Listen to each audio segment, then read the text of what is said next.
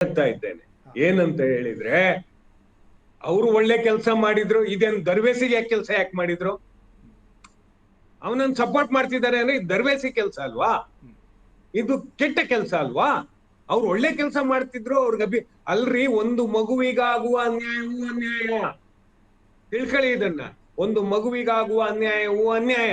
ಆ ಅನ್ಯಾಯವನ್ನ ಘಟಿಸಿದವನು ತನ್ನ ಸಮೂಹದಲ್ಲಿ ಇದ್ದಾನೆ ಎಂದಾಗ ಒದಿಬೇಕಿತ್ತು. ಆ ಕಡೆ ಇವನ ಮೇಲೆ ತನಿಖೆ ಕೈಗೊಳ್ಳಿ ಏನ್ಬೇಕಿತ್ತು. ಇವರು ಕೂಡ ಇಮಿಡಿಯೇಟ್ ಆಗಿ ತೆಗೆದಿಲ್ದೇ ಇರುವಾಗ ಅಪರಾಧಿಕ ಸ್ಥಾನದಲ್ಲೇ ನಿಲ್ತಾರೆ. ಯಾಕೆ? ಪ್ರಿಯಂಬಲ್ ನ ದಯಮಾಡಿ ಓದಬೇಕು ಅವರು ಕೂಡ. JJ 2015 ಅಂಡ್ ಓದ್ಕೋ 2012 ನ್ಯೂ ಅಮೆಂಡ್ಮೆಂಟ್ ಆಫ್ 2018 ಅದನ್ನು ಕೂಡ ಗಮನಿಸಬೇಕು. ಯಾಕೆ ಅಂತ ಹೇಳಿದ್ರೆ, ಅಮೆಂಡ್ಮೆಂಟ್ಗಳನ್ನ ನಾವು ಗಮನಿಸ್ಲಿಲ್ಲ ಅಂತ ಹೇಳಿದ್ರೆ ಇಲ್ಲಿ ಅಪರಾಧಿಕ ಪ್ರಜ್ಞೆಯಲ್ಲಿ ಇರತಕ್ಕಂತ ಒಬ್ಬ ಸದಸ್ಯನು ಮಾಡುವ ಎಲ್ಲಾ ಅವಘಡಗಳಿಗೆ ಅದು ಒಬ್ಬನ ನ್ಯಾಯಾಧೀಶ ಸ್ಥಾನ ಸಿಗಲ್ಲ, 5 ಜನ ಗುಂಪಿಗೆ ನ್ಯಾಯಾಧೀಶ ಸ್ಥಾನ ಸಿಗುವಂಥದ್ದು. ನಮಸ್ತೆ ಸ್ನೇಹಿತರೆ, ಹ್ಯೂಮನ್ ರೈಟ್ಸ್ ನ್ಯೂಸ್ ವರ್ಲ್ಡ್ಗೆ ಸ್ವಾಗತ. ನಾನು ನಿಮ್ಮ ಪ್ರಶಾಂತ್ PRS. ಇವತ್ತು ಒಬ್ಬರು ವಿಶೇಷ ಅತಿಥಿ ನಮ್ಮೊಂದಿಗೆ ಜಾಯಿನ್ ಆಗಲಿದ್ದಾರೆ. ಮಕ್ಕಳ ಮತ್ತು ಮಹಿಳೆಯರ ಕಾರ್ಯಪಡೆಯ ವಿಭಾಗದ ರಾಷ್ಟ್ರೀಯ ಕಾರ್ಯಪಡೆಯ ವಿಭಾಗದ ಸದಸ್ಯರು ಭಾರತ ಸರ್ಕಾರ, ಮಹಿಳಾ ಮತ್ತು ಮಕ್ಕಳ ಆಯೋಗದ ಸದಸ್ಯರು ರಾಜ್ಯ ಸರ್ಕಾರ, ಮಕ್ಕಳ ಕಲ್ಯಾಣ ಸಮಿತಿಯ ಸದಸ್ಯರು ಮೈಸೂರು. ವೀಕ್ ಮ್ಯಾಗಝಿನ್ ಕಂಡಕ್ಟ್ ಮಾಡಿದ 50ನೇ ಸ್ವಾತಂತ್ರ್ಯೋತ್ಸವದಲ್ಲಿ ಬೆಳೆಯುತ್ತಿರುವ ತಾರೆಗಳು, ಎಮರ್ಜೆನ್ಸ್ ಸ್ಟಾರ್ ಎನ್ನುವ ಇದರಲ್ಲಿ 50 ಜನ ವಿಜ್ಞಾನಿಗಳು, ಇನ್ನಿತರರು ಸೇರಿದಂತೆ ರಾಜಕಾರಣಿಗಳು, ಭರತನಾಟ್ಯ ಪಟುಗಳು, ಇನ್ನಿತರರು ಸೇರಿದಂತೆ ಪರಶುರಾಮ್ ಮತ್ತು ಸ್ಟ್ಯಾನ್ಲಿ ಅವ್ರನ್ನು ಸಹ ಸೆಲೆಕ್ಟ್ ಮಾಡಿ ಸಂದರ್ಶನ ಮಾಡಿರ್ತಾರೆ. ವಿಶೇಷವಾದ ವ್ಯಕ್ತಿ. ಈಗ ಅವರು ನಮ್ಮೊಂದಿಗೆ ಜಾಯ್ನ್ ಆಗಲಿದ್ದಾರೆ. ಅವರ ಬಗ್ಗೆ ಸಣ್ಣ ಒಂದು ಸಂಕ್ಷಿಪ್ತ ಪರಿಚಯವನ್ನು ಮಾಡಿದ್ದೀನಿ. ನಮಸ್ತೆ ಸರ್, ಕಾರ್ಯಕ್ರಮಕ್ಕೆ ವೆಲ್ಕಮ್. ನಮಸ್ಕಾರ ಸರ್. ಇವತ್ತು ಒಂದು ವಿಶೇಷವಾದ ವಿಷಯದ ಬಗ್ಗೆ ನಿಮ್ಮ ಹತ್ರ ಮಾತಾಡಬೇಕು ಅಂತ. ಈ ಉಡುಪಿ ಜಿಲ್ಲೆಯಲ್ಲಿ ಮಕ್ಕಳ ಕಲ್ಯಾಣ ಸಮಿತಿ ಅಲ್ಲಿ ಆದ ಒಂದು ತೊಂದರೆ, ಅಲ್ಲಿ ಅಖಿಲ್ ಬಿ ಹೆಗಡೆ ಅನ್ನುವಂಥ ಒಬ್ಬ ಮೆಂಬರ್ ಇರ್ತಾರೆ. ಅವರು ಏನು ನೊಂದ ಮಗು ಮಕ್ಕಳ ಕಲ್ಯಾಣ ಸಮಿತಿಯಲ್ಲಿ ಕೌನ್ಸಿಲಿಂಗ್ ವೇಳೆಯಲ್ಲಿ ಅದಕ್ಕಾದ ತೊಂದರೆಗಳನ್ನು ಹೇಳ್ಕೊಂಡಿದೆ. ಆ ನಿಟ್ಟಿನಲ್ಲಿ ಪೋಕ್ಸೋ ದಡಿಯಲ್ಲಿ FIR ದಾಖಲಾಗಿರುತ್ತದೆ. ಆ ಮಗುವಿನ ವಿರುದ್ಧವಾಗಿ 1ನೇ ಆರೋಪ ಪರವಾಗಿ ಪೋಕ್ಸೋ ನ್ಯಾಯಾಲಯ, ಉಡುಪಿ ಜಿಲ್ಲಾ ಪೋಕ್ಸೋ ನ್ಯಾಯಾಲಯದಲ್ಲಿ ಅವರು ವಕಾಲತ್ತನ್ನು ಹಾಕ್ತಾರೆ. ಜಾಮೀನು ನೀಡಲಿಕ್ಕೋಸ್ಕರ, ಬೇಲ್ಗೋಸ್ಕರ ವಕಾಲತ್ತನ್ನು ಹಾಕ್ತಾರೆ. ಸಾರಿ, ತುಂಬ ಸೀರಿಯಸ್ ವಿಷಯ ಸರ್. ಇದ್ರ ಬಗ್ಗೆ ಹೇಳೋದಾದ್ರೆ ಸರ್, ನಾನು ಕೋರ್ಟಲ್ಲಿ ಇರುವ ಮ್ಯಾಟರ್ ಆಗಿರೋದ್ರಿಂದ, ಕಾನೂನು ಬಲ್ಲ ವ್ಯಕ್ತಿಯಾಗಿರೋದ್ರಿಂದ ಅವರ ಹೆಸರನ್ನ ತೆಗೆದುಕೊಳ್ಳೋದಿಲ್ಲ. ಬಾರಿ ಮುಖ್ಯವಾಗಿ ನಿಮ್ಗೆ ಹೇಳೋದಾದ್ರೆ, ಮಗುವಿನ ಪ್ರಕರಣವೂ ಆಗಿರೋದ್ರಿಂದ ಮತ್ತು ಮಗುವಿನ ಪ್ರಕರಣವನ್ನು ನಿರ್ವಹಿಸುತ್ತಿರುವ ಮಕ್ಕಳ ಕಲ್ಯಾಣ ಸಮಿತಿಯಲ್ಲಿರ್ತಕ್ಕಂಥ ವಕೀಲರ ಬಗ್ಗೆ ತಾವು ಹೇಳ್ತಿದ್ದೀರಿ ಅಂತ ನಾನು ಭಾವಿಸಿದೆ. ಹೌದಾ? ಹೌದು ಹೌದು. ಎಲ್ಲಕ್ಕಿಂತ ಮುಖ್ಯವಾಗಿ ನಾವು ಗಮನಿಸಬೇಕಾದದ್ದು ಆಯ್ಕೆಯ ಅಂಶಗಳ. ಮಕ್ಕಳ ಕಲ್ಯಾಣ ಸಮಿತಿಗೆ ಸಂಬಂಧಪಟ್ಟ ಹಾಗೆ ಯಾರನ್ನ ನಾವು ಆಯ್ಕೆ ಮಾಡ್ಕೊಳ್ತೀವಿ, ಅವರು ಮಕ್ಕಳ ಬಗ್ಗೆ ನಿರ್ದಿಷ್ಟವಾಗಿ ಕೆಲಸವನ್ನ ಮಾಡಿರ್ಬೇಕು ಮತ್ತು ಮಕ್ಕಳ ಬಗೆಯ ಅನುಕಂಪ ಆಧಾರಿತವಾಗಿ ಇರುವಂತದ್ದು ಮತ್ತು ಮಕ್ಕಳ ಹಕ್ಕುಗಳು ಮತ್ತು ಸಂರಕ್ಷಣೆಯ ವಿಷಯದಲ್ಲಿ ಅವರಿಗಿರಬೇಕಾದಂತ ಕಾಳಜಿ, ಈ ಎಲ್ಲ ಅಂಶವನ್ನ ಗಮನಿಸಿ ಹೈಕೋರ್ಟ್ ಅಲ್ಲಿ ಅವರು ಪ್ರೆಸೆಂಟ್ ಮಾಡಿದ ನಂತರ ಹೈಕೋರ್ಟಿನ ನಿವೃತ್ತ ನ್ಯಾಯಾಧೀಶರು ಮತ್ತು ಇತರೆ ಸಮಿತಿ ಸದಸ್ಯರು ಅವ್ರನ್ನ ಸೆಲೆಕ್ಟ್ ಮಾಡ್ತಾರೆ ಇಂಟರ್ವ್ಯೂ ಮಾಡಿದ ನಂತರ. ಇಲ್ಲಿ ಒಂದು ಬಾರಿ ಮಗುವನ್ನ ವಿಚಾರಕ್ಕೆ ಸಂಬಂಧಪಟ್ಟ ಹಾಗೆ ಪೂರಕವಾಗಿ 5 ಜನ ಸದಸ್ಯರನ್ನೊಳಗೊಂಡಂತ CWC ಅಂತ ಏನ್ ಕರಿತೇವೆ, ಚೈಲ್ಡ್ ವೆಲ್ಫೇರ್ ಕಮಿಟಿ, ಅದು ನ್ಯಾಯಿಕ ಅಂಶಗಳನ್ನುಂಡ ಮೆಜಿಸ್ಟ್ರೇಟಿವ್ ಪವರ್ ಇರುವಂತ ಒಬ್ಬ ನ್ಯಾಯಾಧೀಶನಿಗೆ ಇರಬಹುದಾದಂತ ಹಕ್ಕುಗಳನ್ನ ಈ 5 ಜನ ಸಮಿತಿಗೆ ಇರ್ತಕ್ಕಂಥವರಿಗೆ ಸಿಗ್ತದೆ. ಆ ನಿಟ್ಟಿನಲ್ಲಿ JJ ಕಾಯ್ದೆ 2015 ಅದರ ಮೊದಲ ಪ್ರಿಯಂಬಲ್ ಅಂದ್ರೆ ಮೊದಲ ವಾಕ್ಯವೇ ಗಮನಿಸಿ, ಏನು ಅಂತ ಹೇಳಿದ್ರೆ, ಮಗು ಅಂದ್ರೆ ಅಲ್ಟಿಮೇಟ್ ಆಗಿ ಮಗುವಿನ ಎಲ್ಲಾ ವಿಚಾರಗಳನ್ನು ಮುಗ್ಧ ಭಾವನೆಯಿಂದ, ಮಗು ಒಂದು ತಪ್ಪು ಮಾಡದೇ ಇಲ್ಲ ಎನ್ನುವ ಭಾವನೆಯಿಂದ ನೋಡತಕ್ಕದ್ದು ಅನ್ನುವಂಥದ್ದೇ ಪ್ರಿಯಂಬಲ್. ಆಯ್ತಾ? ಆ ಅಂಶಗಳಿದ್ದಾಗ ಸುರಕ್ಷತೆಯನ್ನು ಒದಗಿಸುವುದು, ಭವಿಷ್ಯದ ವಿಚಾರವನ್ನು ಗಮನಿಸುವುದು, ಸಾರ್ವಜನಿಕ ಸ್ಥಳದಲ್ಲಿ ಆದಂತ ಪ್ರಕ್ರಿಯೆಯನ್ನ ನಾವು ಯಾವ ರೀತಿ ಮಾಡುವಂಥದ್ದು, ಅದೇ ರೀತಿಯಾಗಿ ಆ ಅಧಿಸೂಚನೆ ಹೊರಡಿಸುವಂಥದ್ದು, ಸಂರಕ್ಷಣೆ ಮಾಡುವಂಥದ್ದು ನ್ಯಾಯಾಲಯದ ರೀತಿಯಲ್ಲಿ ಮಾಡಬೇಕಾಗಿದೆ.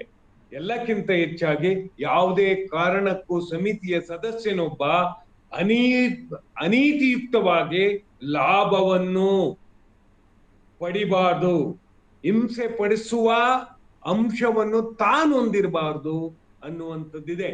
ಆದಾಗಿಯೂ ಅಲ್ಲಿಯ ಮಕ್ಕಳ ಕಲ್ಯಾಣ ಸಮಿತಿ ಆ ಸದಸ್ಯನೊಬ್ಬ ಅಹಿತಕರವಾಗಿ ನಡ್ಕೊಂಡಿದ್ದಾನೆ ಅಂತ ಹೇಳಿದ್ರೆ, ಪ್ರಿಯಂಬಲ್ ಜೆಜೆಯ ಮಹಾತತ್ವ ಏನಿದೆ ಅಂತ ಹೇಳಿದ್ರೆ, ಭಾರಿ ಮುಖ್ಯವಾಗಿ ಗಮನಿಸಬೇಕಾದಂಥದ್ದು ಏನು ಅಂತ ಹೇಳಿದ್ರೆ, ನಾವೆಲ್ಲರೂ ಯೋಚನೆ ಮಾಡಿ ಹೇಳ್ಬೇಕಾದದ್ದು, ಶಿಶು ಸ್ನೇಹಿ ದೃಷ್ಟಿಕೋನವನ್ನು ಅಳವಡಿಸಿಕೊಂಡಿರ್ಬೇಕು. ವಿಲುವರಿ ಕೇಸ್ಗಳಿಗೆ ಸಂಬಂಧಪಟ್ಟ ವಿಚಾರಕ್ಕೆ ಸಂಬಂಧಪಟ್ಟ ಹಾಗೆ ವಿಲುವರಿ ಮಾಡಲು, ಅದಕ್ಕೆ ಸಂಬಂಧಪಟ್ಟಂತ ಪ್ರಾಸಂಗಿಕವಾದ ಉಪಬಂಧಗಳನ್ನು ರಚಿಸುವ ಸಲುವಾಗಿ ನಾವು ಮಕ್ಕಳನ್ನ ಅನುಭೂತಿಯಿಂದ ನೋಡಬೇಕು, ವಿಚಾರದಿಂದ ನೋಡ್ಬೇಕು, ವಿವೇಕದಿಂದ ನೋಡ್ಬೇಕು, ಆತ್ಮೀಯತೆಯಿಂದ ನೋಡ್ಬೇಕು.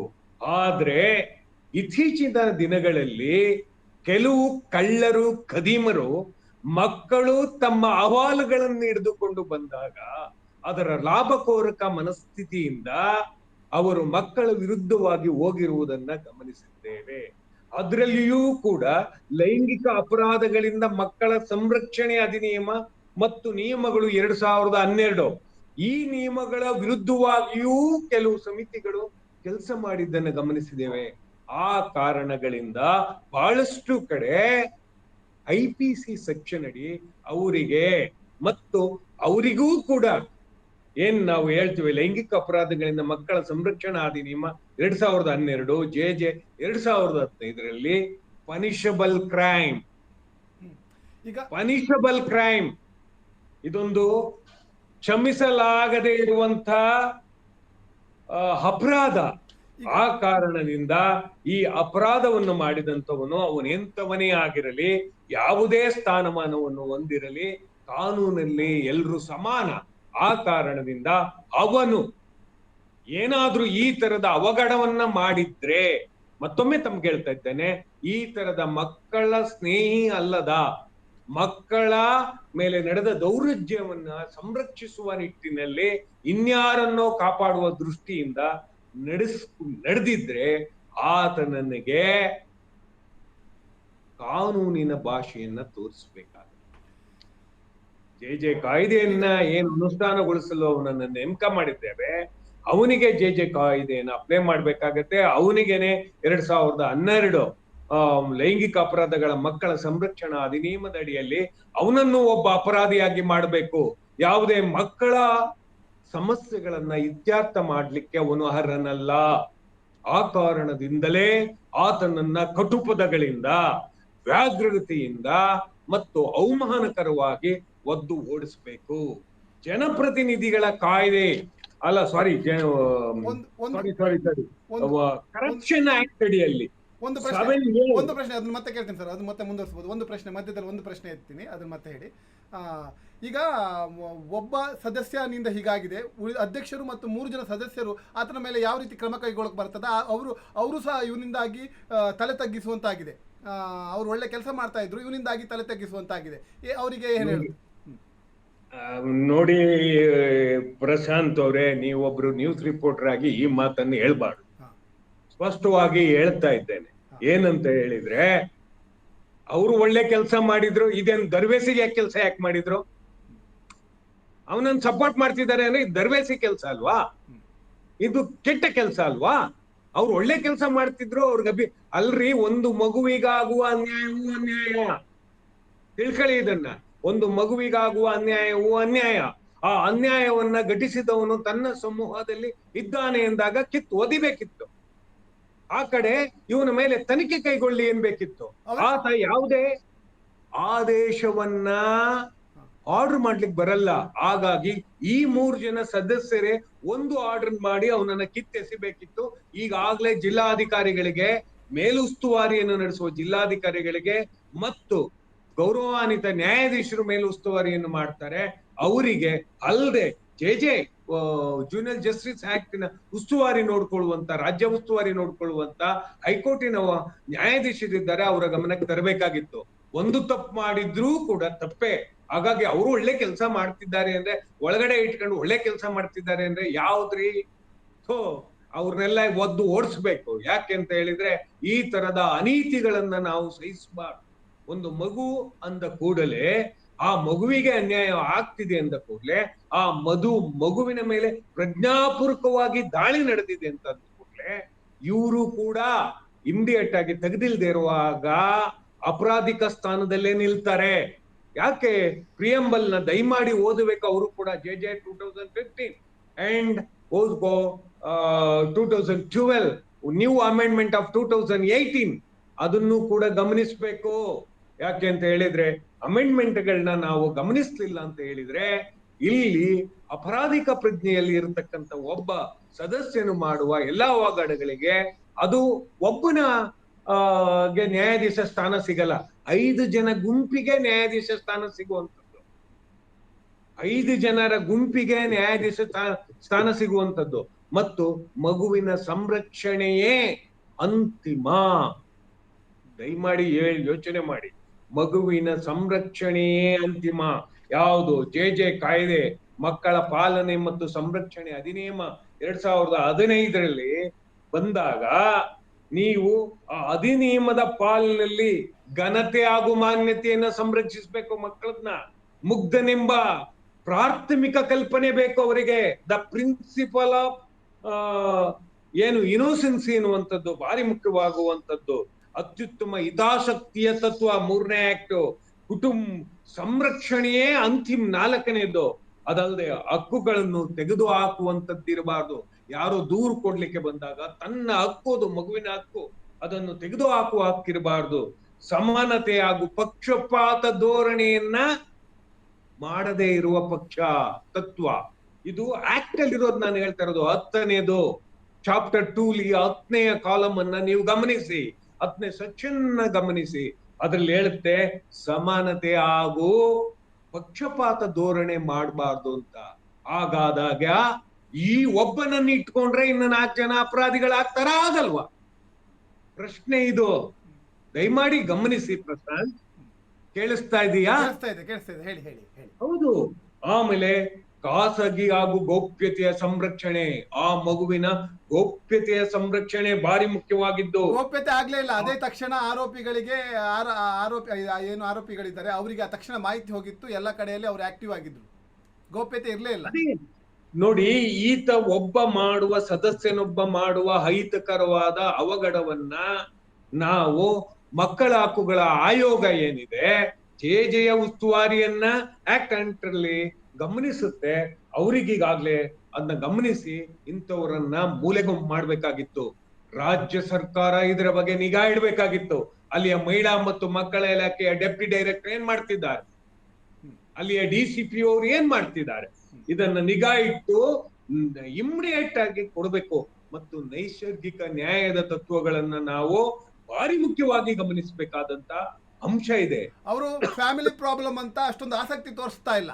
ಮಗುವಿನ ವಿಷಯದಲ್ಲಿ ಇದು ಫ್ಯಾಮಿಲಿ ಪ್ರಾಬ್ಲಮ್ ಇರಬಹುದು ಅಂತ ಅಷ್ಟೊಂದು ಆಸಕ್ತಿ ತೋರಿಸ್ತಾ ಇಲ್ಲ. ನೋಡಿ, ಅದು ಇನ್ನೊಂದು ಬಾರಿ ಮುಖ್ಯವಾಗಿ ಹೇಳ್ತೇನೆ ತಮ್ಗೆ.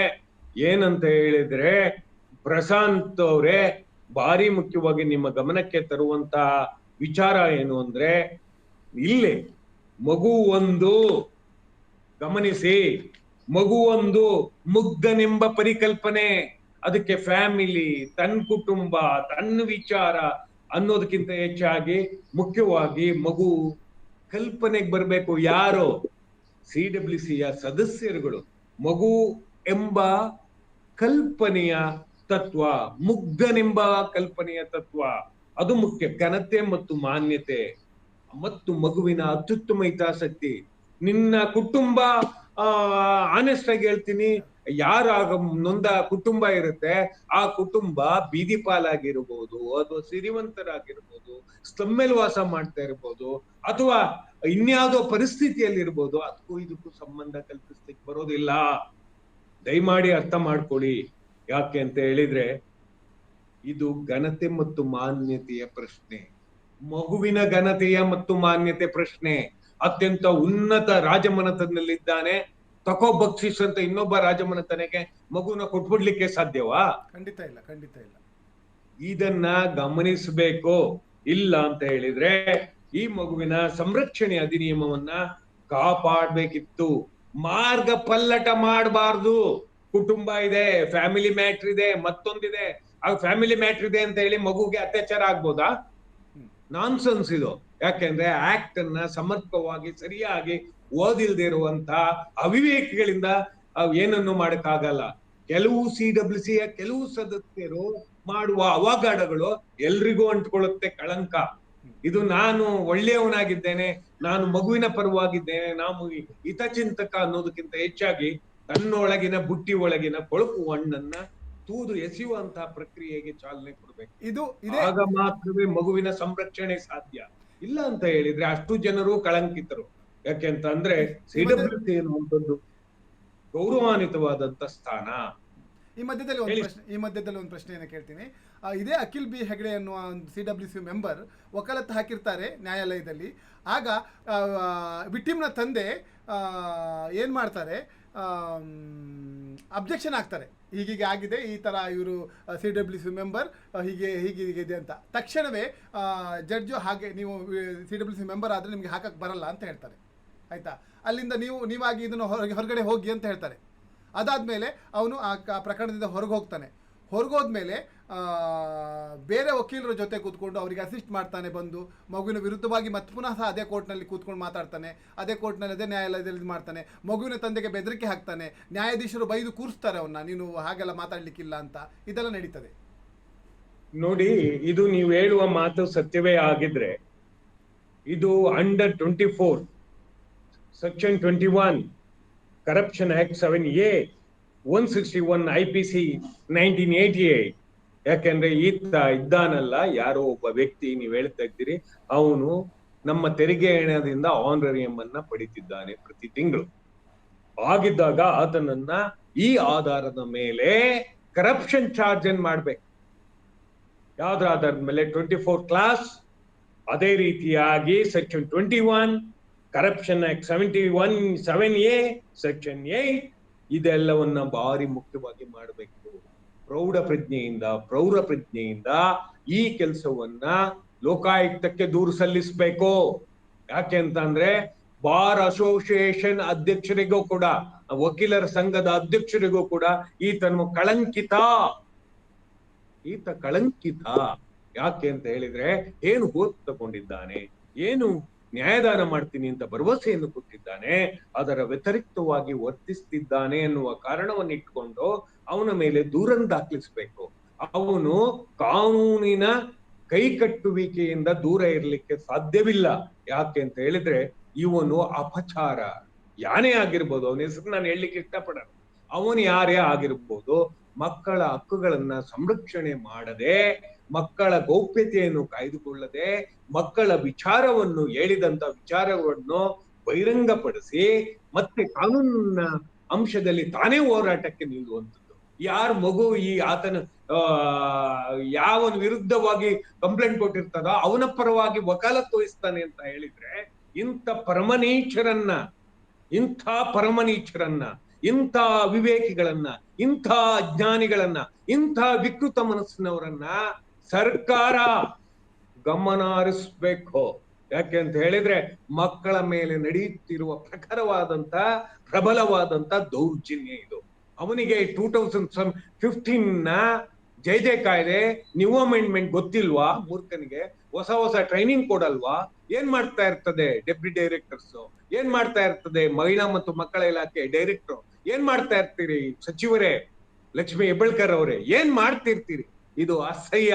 ಯಾಕೆ ಅಂತ ಹೇಳಿದ್ರೆ ಮಗು ಒಂದು ಪೋಸ್ಕೋ ಪ್ರಕರಣದಲ್ಲಿ ನಡೆದ ಘಟನೆಯನ್ನ ತಂದು ಇಂಥವ್ನು ಮಾಡಿದ ಅಂತ ಹೇಳಿದ್ರೆ ಅಂತವನ ಪರವಾಗಿ ವಕಾಲತ್ತು ವಹಿಸ್ತದೆ ನಿಮ್ಮ ಸದಸ್ಯರು ಅಂತ ಹೇಳಿದ್ರೆ ಎಷ್ಟು ರಾಜ್ಯ ಸರ್ಕಾರ ಕಳಂಕಿತವಾಗಿದೆ ಅಂತ ಹೇಳಿದ್ರೆ, ಒಂದು ಮಗುವಿಗೆ ನ್ಯಾಯ ಕೊಡ್ಲಿಲ್ಲ ಅಂದ್ರೂ ಅದು ಕಳಂಕಿತವೇ.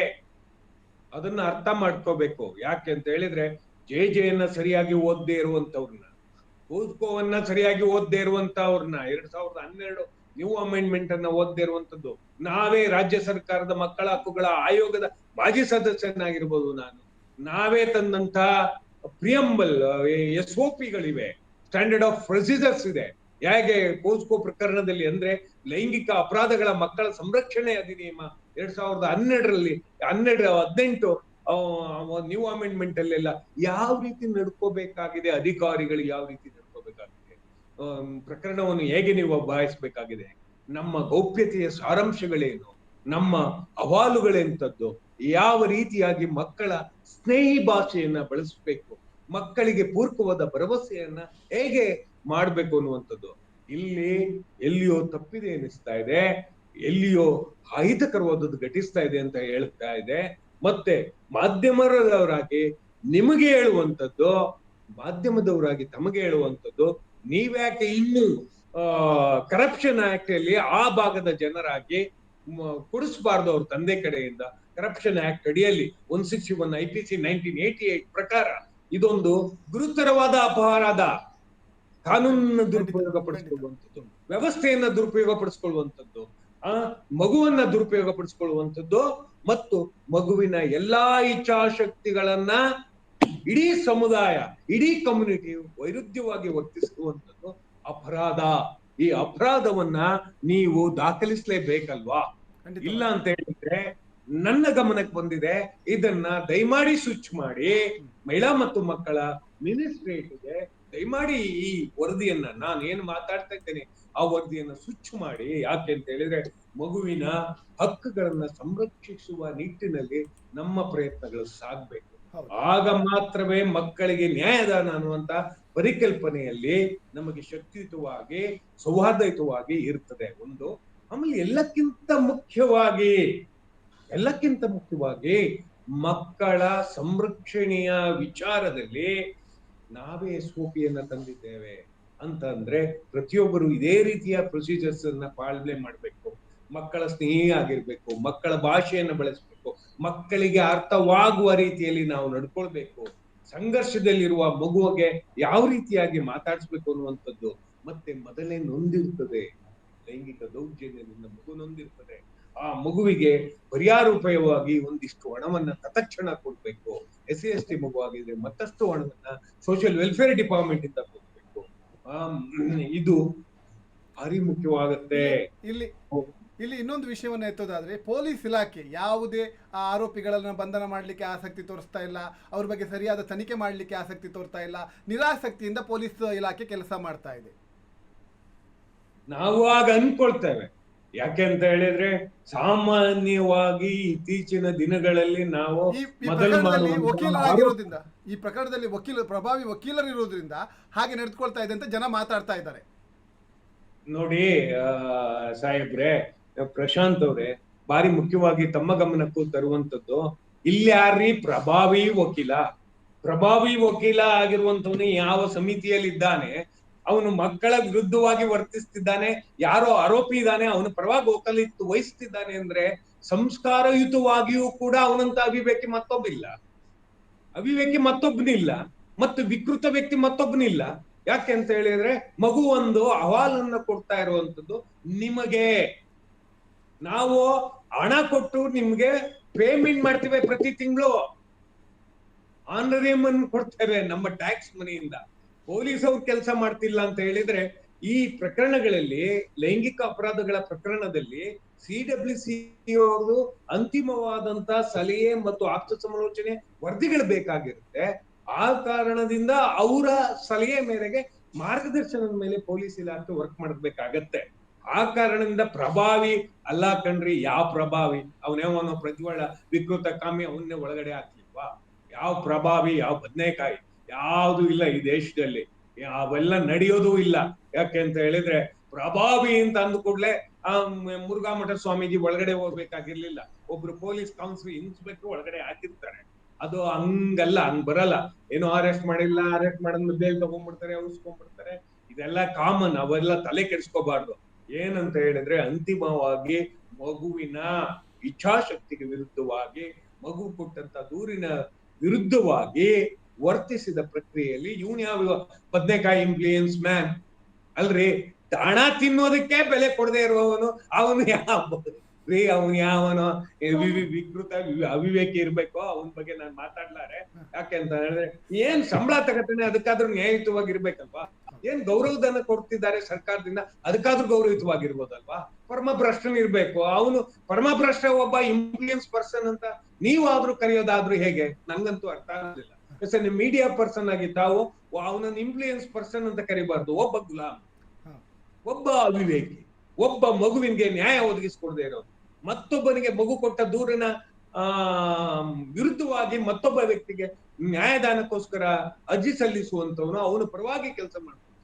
ಇದು ಎಲ್ಲಿ ನ್ಯಾಯಾಧೀಶರೊಬ್ರು, ಗೌರವಾನ್ವಿತ ನ್ಯಾಯಾಧೀಶರು ನಿವೃತ್ತಿ ಹೊಂದಿ ಈ ಕೇಸಿಂದ ಅಂತ ಹೇಳುವಂತಹ ಸ್ಥಿತಿಗೆ ಬಂದಿದೆ ಅಂತ ಹೇಳಿದ್ರೆ ಅವನು ಗೌರವಯುತವಾದಂತ ಇನ್ಫ್ಲೂಯೆನ್ಸ್ ಪರ್ಸನ್ ನೀವ್ ಹೇಳ್ಕೊಂಬೇಕಷ್ಟೇ, ಇನ್ಯಾರು ಸಾಮಾನ್ಯ ಜನರು ಹೇಳಲ್ಲ.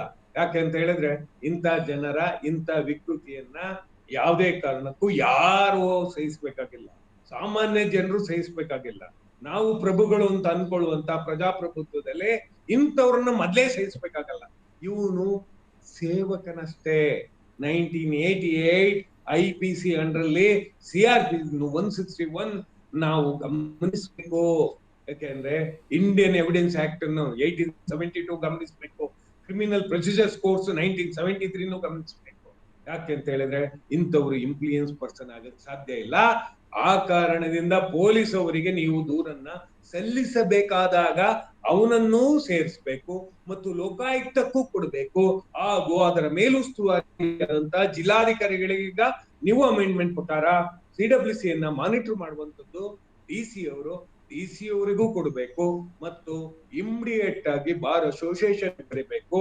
1988 ಅಂಡ್ರಲ್ಲಿ ಸೆಕ್ಷನ್ 161 ಅಂಡ್ರಲ್ಲಿ ಕರಪ್ಷನ್ ಚಾರ್ಜಸ್ ಅನ್ನ ಮಾಡ್ಬೇಕು. ಯಾಕೆ ಅಂತಂದ್ರೆ ಮಹಾ ಅಹಂಕಾರ, ಇದು ಮಹಾನ್ ದುರಹಂಕಾರ. ಸಾರ್ವಜನಿಕ ಹಣವನ್ನು ಪಡೆದು ಏನು ಉದ್ದೇಶಿತ ಕೆಲಸವನ್ನ ಮಾಡದೆ ವಿಕೃತವಾಗಿ ಬೇರೆ ರೀತಿ ವರ್ತನೆ ಮಾಡಿದಾನೆ ಅಂತ ಹೇಳಿದ್ರೆ ಅವನನ್ನ ಇದರಿಂದ ಆಚೆ ಮಾಡ್ಬೇಕಾಗಿಲ್ಲ. ಹಾಗಾಗಿ ನೋಡಿ, ಅವನನ್ನ ಕ್ಷಮಿಸ್ಲಿಕ್ಕೆ ಬರೋದಿಲ್ಲ. ಇದನ್ನ ನಿಮ್ಗೆ ಪದೇ ಪದೇ ಹೇಳ್ತಾ ಇದ್ದೇನೆ, ಮತ್ತೂ ಹೇಳ್ತಾ ಇದ್ದೇನೆ. ಹಾಗಾಗಿ ಅವನು ಇನ್ಫ್ಲೂಯೆನ್ಸ್ ಪೊಲೀಸ್ ಆಕ್ಟ್ ಮಾಡ್ಲಿಲ್ಲ ಅಂದ್ರೆ ಅವ್ರ ಮೇಲೂ ದೂರು ಸಲ್ಲಿಸಿ, ಜೆಗೆ ಅವ್ರ ಮೇಲೂ ದೂರು ಸಲ್ಲಿಸಿ. ಜೆ ಅಂತ ಹೇಳಿ ಮಾನಿಟರ್ ಮಾಡುವಂಥದ್ದು, ಎಲ್ಲ CWC ಮಾನಿಟರಿಂಗ್ ಮಾಡುವಂಥದ್ದು ಮಕ್ಕಳ ಹಕ್ಕುಗಳ ಆಯೋಗ, ಜೆ ಸಮಿತಿ ಅಂತ ಇದೆ, ಗೌರವಾನ್ವಿತ ಉಚ್ಚ ನ್ಯಾಯಾಲಯದ ನ್ಯಾಯಾಧೀಶರು ಇರ್ತಾರೆ, ಅವ್ರ ಮೇಲೆ ಕೂಡ ಸಲ್ಲಿಸಿ. ಯಾಕೆ ಅಂತ ಹೇಳಿದ್ರೆ ಇದೊಂದು ಗುರುತರವಾದಂತ ಅಪರಾಧ. ಈ ಅಪರಾಧವನ್ನ ಮಾನ್ಯ ಮಾಡ್ಬೇಕು ಅನ್ನುವಂಥದ್ದು ಎಲ್ಲೂ ಇಲ್ಲ ಮತ್ತು ಕ್ಷಮಿಸ್ಬೇಕು ಅನ್ನುವಂಥದ್ದು ಎಲ್ಲೂ ಇಲ್ಲ. ಆ ಕಾರಣದಿಂದ ಭಾರಿ ಮುಖ್ಯವಾಗಿ ಕ್ರಮ ತಗೊಳ್ಳೋದ್ರಲ್ಲಿ ಭಾರಿ ಮುಖ್ಯವಾದಂತ ಅಂಶ ಆಗಿರುತ್ತೆ. ಯಾಕೆ ಅಂದ್ರೆ ಮಗುವಿನ ಮೇಲೆ, ಶಿಕ್ಷಣದ ಮೇಲೆ ಪ್ರಭಾವ ಬೀರುತ್ತದೆ, ಬದುಕಿನ ಮೇಲೆ ಪ್ರಭಾವ ಬೀರುತ್ತೆ. ಅದರ ಜೀವಿತಾವಧಿ ಉದ್ದಕ್ಕೂ ಈ ತರದ ವ್ಯಕ್ತಿ ಹೀಗೆ ಮಾಡಿದ ಅಂತ ಅನ್ನುವಂಥದ್ದು ತಲೆಗೋಗುತ್ತೆ. ಮತ್ತೆ ಇನ್ಫ್ಲೂಯೆನ್ಸ್ ಪರ್ಸನ್ ಆಗಿರೋದ್ರಿಂದ ಈ ತರದ ನಾನು ಅನ್ಯಾಯವಾಗಿ ನೋವು ತಿನ್ಬೇಕಾಯ್ತು ಅನ್ನುವಂಥದ್ದು ಮಗುವಿನ ತಲೆಗೆ ಬರುತ್ತೆ. ಅವೆಲ್ಲವೂ ಬೇಡ ಅನ್ನೋದಾದ್ರೆ, ಅವೆಲ್ಲವನ್ನು ಬೇಡ ಅಂದ್ರೆ ಇವನನ್ನ ಕಟಕಟೆಗೆ ನಿಲ್ಲಿಸ್ಬೇಕು ಮತ್ತು ನಡು ಬೀದಿಯಲ್ಲಿ ತಂದು ನಿಲ್ಲಿಸ್ಬೇಕು, ಜನ ಥೂ ಅಂತ ಉಗಿಬೇಕು. ಆ ಕೆಲಸವನ್ನ ಮಾಡ್ಬೇಕು. ಏಕೆಂದ್ರೆ CWC ಬಹಳಷ್ಟು ಒಳ್ಳೆ ಕೆಲಸವನ್ನು ಮಾಡಿದೆ. ಮೈಸೂರಿನ CWC ಆಗಿರ್ಬೋದು, ಚಿತ್ರದುರ್ಗ ಯಾವ್ದಪ್ಪ ಚಿಕ್ಕಮಗಳೂರದಾಗಿರ್ಬೋದು, ಮತ್ತೊಂದಾಗಿರ್ಬೋದು, ಮಗ್ದೊಬ್ರಾಗಿರ್ಬೋದು, ಅದರಿಂದ ಅದಕ್ಕೊಂದು ಸ್ಥಾನಮಾನ ಇದೆ, ಅದಕ್ಕೊಂದು ಗೌರವ ಇದೆ, ಅದಕ್ಕೊಂದು ಘನತೆ ಇದೆ, ಅದಕ್ಕೊಂದು ಮೌಲ್ಯವಿದೆ. ಎಲ್ಲಕ್ಕಿಂತ ಹೆಚ್ಚಾಗಿ ನ್ಯಾಯಾಧೀಶರ ಸ್ಥಾನಮಾನವಿದೆ. ಆ ಕಾರಣದಿಂದ ಯಾರೇ CWC ಸದಸ್ಯನೊಬ್ಬ ತಪ್ಪು ಮಾಡಿದ್ರೆ ನಮ್ಮ ತೆರಿಗೆ ಹಣವನ್ನು ಪಡೆದು ಆತನನ್ನ ಯಾವ ಕಟಕಟೆಯಲ್ಲಿ ನಿಲ್ಲಿಸಬಹುದು ಅಂತ ಸ್ಪಷ್ಟವಾಗಿ ಹೇಳಿದ್ದೇನೆ. ಹಾಗಾಗಿ IPC ಬೆಳೆಸ್ಬೇಕು, CRPC ಬೆಳೆಸ್ಬೇಕು, ಅಲ್ಲದೆ ಎವಿಡೆನ್ಸ್ ಆಕ್ಟ್ ಅನ್ನು ಕೂಡ ಬಳಸಬೇಕು. ಯಾಕೆ ಅಂತ ಹೇಳಿದ್ರೆ ಇಲ್ಲಿ ಗುರುತರವಾದಂತಹ ಜವಾಬ್ದಾರಿಗಳು ನಮ್ಮ ಮೇಲಿದೆ. ಹಾಗಾಗಿ ಗುರುತರವಾದಂತ ಜವಾಬ್ದಾರಿಯನ್ನ ನಾವು ಕರ್ತವ್ಯಗಳ ರೀತಿಯಲ್ಲಿ ನೋಡ್ಬೇಕಾಗಿದೆ. ಮತ್ತೆ ಕೌನ್ಸಿಲಿಗೆ ತಜ್ಞನನ್ನ ಅಳವಡಿಸ್ಕೋಬೇಕು. ನಮ್ಮ ದುರಂತ ಏನು ಅಂದ್ರೆ ಸೆಕ್ಚುಯಾಲಿಟಿ ಅಂಡ್ ಸೆಕ್ಚುಯಲ್ ಕೌನ್ಸಿಲಿಂಗ್ ಯಾವ ಇಡೀ ದೇಶಾದ್ಯಂತ ಒಬ್ಬನನ್ನ ವಿಶೇಷ ತಜ್ಞನನ್ನ ಅಪಾಯಿಂಟ್ ಮಾಡಿ ಅವನಿಗೊಂದು ಆನರೇಮ್ ಕೊಟ್ಟು ಅವನ ಕೌನ್ಸಿಲಿಂಗ್ ರಿಪೋರ್ಟ್ ತಗೊಳ್ಳುವ ಕರ್ಮಗೇಡಿ ಕೆಲಸಗಳು ನಡೀತಾ ಇಲ್ಲ. ಇದು ಒಂದು ವಿಚಿತ್ರ ಮತ್ತು ವಿಕೃತ ಅಂದ್ರೆ ನಾವು ಇನ್ನೇನು ಹೇಳಲಿಕ್ಕೆ ಸಾಧ್ಯ ಇಲ್ಲ. ಆದ್ರೂ ಕೂಡ ಮಕ್ಕಳ ವಿರುದ್ಧದ ಇತರ ಅಪರಾಧಗಳ ಅಡಿಯಲ್ಲಿ ಜೆ ಕಾಯ್ದೆಯ 2015 ಏನಿದೆ ಅದರಲ್ಲೂ ಕೂಡ ಮಕ್ಕಳ ವಿರುದ್ಧದ ಇತರ ಅಪರಾಧಗಳೇನಿದೆ ಆ ನಿಟ್ಟಿನಲ್ಲೂ ಕೂಡ ಮಗುವಿನ ಮೇಲೆ ನಡೆದಂತ ಕ್ರೌರ್ಯಕ್ಕೆ, ಇದು ಮಗುವಿನ ಮೇಲೆ ನಡೆದ ಕ್ರೌರ್ಯ ವಿತ್ CWC ಅವರೇ ನಡೆಸಿದ ಕ್ರೌರ್ಯ ಅಂತ ಪರಿಗಣನೆಗೆ ತಕೊಂಡು ಅವರನ್ನ ಕಾನೂನಿನ ಸುಪರ್ದೆಗೆ ತರಬೇಕು ಅನ್ನುವಂತ ಮಾತನ್ನ ನಾನು ಇಲ್ಲಿ ಸ್ಪಷ್ಟವಾಗಿ ಹೇಳಲಿಕ್ಕೆ ಇಷ್ಟಪಡ್ತೀನಿ. Thank you. ಆದಷ್ಟು ಬೇಗ ಮಗುವಿಗೆ ನ್ಯಾಯ ಸಿಗಲಿ. ಆ ಮಗುವಿಗೆ ಇಂಥ ಇಂಪ್ಲಾಂಟ್ಸ್ ಪರ್ಸನ್ಗಳಿಂದ ಮತ್ತು CWC ಸದಸ್ಯನಿಂದ ಆದ ತೊಂದರೆಯಿಂದ ಮಗು ರಕ್ಷಣೆಗೊಳಗಾಗ್ಲಿ. ಇಷ್ಟೊತ್ತು CWC ಮತ್ತೆ ಹೇಳ್ತಾ ಇದ್ದೇನೆ, ದಯಮಾಡಿ ಮಾಧ್ಯಮದವರೇ ನಿಮ್ಗೆ ಮತ್ತೆ ಹೇಳ್ತಿದ್ದೀನಿ, ಒಬ್ಬ ಸದಸ್ಯನಿಂದ ಆಗೋದಿಲ್ಲ. ಇನ್ನೇನ್ ಮಂತಿನಕ್ಕಿದಾರ 4 ಜನ ಒಳ್ಳೆಯವರು ಅವರು ಅಂತ ಹೇಳಿ ಯಾಕೆ ಬಿರುದು ಕೊಡಕ್ ಹೋಗ್ತೀರಾ ರೀ? ಅವ್ನ್ ನಮ್ಮೊಳಗಡೆ ಇರುವ ಒಂದು ಕೊಳಕಲನ್ನು ಇಡೀ ಬುಟ್ಟಿ ಕೊಳಕಾಗಲ್ವಾ? ಜೆ ಅಂತ ಹೇಳಿದ್ರೆ ಇಡೀ 5 ಜನ ಸೇರಿ ನ್ಯಾಯಿಕ ಅಧಿಕಾರವನ್ನು ಹೊಂದಿರುವಂತವ್ರು. ಒಬ್ಬ ಮಾಡುವ ಅವಿವೇಕವೂ ಕೂಡ 5 ಜನಕ್ಕೂ ಕಳಂಕ ಕಟ್ಟುತ್ತೆ. ಮೌನವಾಗಿ ಕಳೆ ಬೀಜ ತಿನ್ಕೊಂಡು ಕೂತ್ಕೊಳಕಾಗಲ್ಲ 4 ಜನ ಒಳ್ಳೆಯವರು ಅಂತ. ಒಳ್ಳೆತನ ಇದ್ರೆ ಏನಾಗುತ್ತೆ? ಜಿಪ್ ಹೊಲ್ಕೊಂಡ್ ಕೂತ್ಕೊಳಕಾಗತ್ತ ಬಾಯಿಗೆ? ಇದು ಎಲ್ಲ ಆಗಲ್ಲ ಇವ್ರೆ. ನೀವು ಸರಿಯಾದಂತ ಸಮರ್ಪಕವಾದಂತ ಆಕ್ಟ್ ಗಳನ್ನ ನೋಡಿ. IPC ಹೇಳಿದ್ದೇನೆ, ಕ್ರಿಮಿನಲ್ ಪ್ರೊಸೀಜರ್ಸ್ ಕೋಡ್ ಹೇಳಿದ್ದೇನೆ, ಇಂಡಿಯನ್ ಎವಿಡೆನ್ಸ್ ಆಕ್ಟ್ ಹೇಳಿದ್ದೇನೆ, ಹಾಗೆ ಕರಪ್ಷನ್ ಆಕ್ಟ್ ಅಡಿಯಲ್ಲಿ 1988 161 IPC ಸ್ಪಷ್ಟವಾಗಿ ಹೇಳ್ತಾ ಇದ್ದೇನೆ. ಯಾಕೆ ಅಂತ ಹೇಳಿದ್ರೆ they are taking the money for our side. ಅಂದ್ರೆ ಟ್ಯಾಕ್ಸ್ ಪೇಯರ್ಸ್, ನಾವು ನಮ್ಮಿಂದ ಹಣ ತಗೊಂಡ್ಮೇಲೆ ಅವರು ಸೇವಕರು. ಅವನು ನ್ಯಾಯಿಕ ಸ್ಥಾನದಲ್ಲಿದ್ದರೂ ಕೂಡ ಅವನು ಸೇವಕನೇ. ಆ ಸೇವಕ ಸ್ಪಷ್ಟವಾಗಿ ಪಡೆದಂತ ಹಣಕ್ಕೆ ಸರಿಯಾದ ನ್ಯಾಯದಾನವನ್ನು ಮಾಡ್ಬೇಕು. ಸರಿಯಾದ ನ್ಯಾಯದಾನವನ್ನ ಮಾಡ್ಲಿಲ್ಲ, ಅವನು ಆಕ್ಟಿಗೆ ವಿರುದ್ಧವಾಗಿದ್ದಾನೆ ಅಂತ ಹೇಳಿದ್ರೆ, ನೀವು ಮತ್ತೊಮ್ಮೆ ಹೇಳ್ತಿದ್ದೇನೆ, ಕರಪ್ಷನ್ ಆಕ್ಟ್ ಅಲ್ಲಿ ಅಷ್ಟು ಜನರು ಫಿಕ್ಸ್ ಆಗ್ಬೇಕು. ಅದ್ರಲ್ಲಿ ಏನು ವ್ಯತ್ಯಾಸವೇ ಇಲ್ಲ. ತೆಗೆದು ನಡುಬೀದಿಲಿ ನಿಲ್ಸ್ಬೇಕು. ಆದ್ರೆ ವ್ಯಕ್ತಿ ಒಬ್ಬನ ಹೆಸರನ್ನು ನಾನು ಹೇಳಲಿಕ್ಕೆ ಇಷ್ಟಪಡೋದಿಲ್ಲ, ಅಥವಾ ಆ CWC ಹೆಸರನ್ನು ಹೇಳಲಿಕ್ಕೆ ಇಷ್ಟಪಡೋದಿಲ್ಲ. ಈ ಅಂಶವನ್ನ ಸ್ಪಷ್ಟವಾಗಿ ಹೇಳ್ತಾ ನನ್ನ ಮಾತನ್ನ ಮುಗಿಸ್ತೀನಿ. ಧನ್ಯವಾದಗಳು. ಇಷ್ಟೊತ್ತು ನಮ್ಮೊಂದಿಗೆ ಮಾತನಾಡಿದ್ದಕ್ಕೆ ಧನ್ಯವಾದಗಳು. ನಮ್ಮ ಚಾನಲ್ನ ಸಬ್ಸ್ಕ್ರೈಬ್ ಮಾಡಿ, ಲೈಕ್ ಮಾಡಿ, ಶೇರ್ ಮಾಡಿ ಅಂತ ಹೇಳ್ತಾ ಇಷ್ಟೊತ್ತು ಸುದೀರ್ಘವಾಗಿ ಮಾತಾಡಿದ್ದಕ್ಕೆ ವಿಶೇಷವಾದ ನಮಸ್ತೆ. ಶುಭವಾಗಲಿ.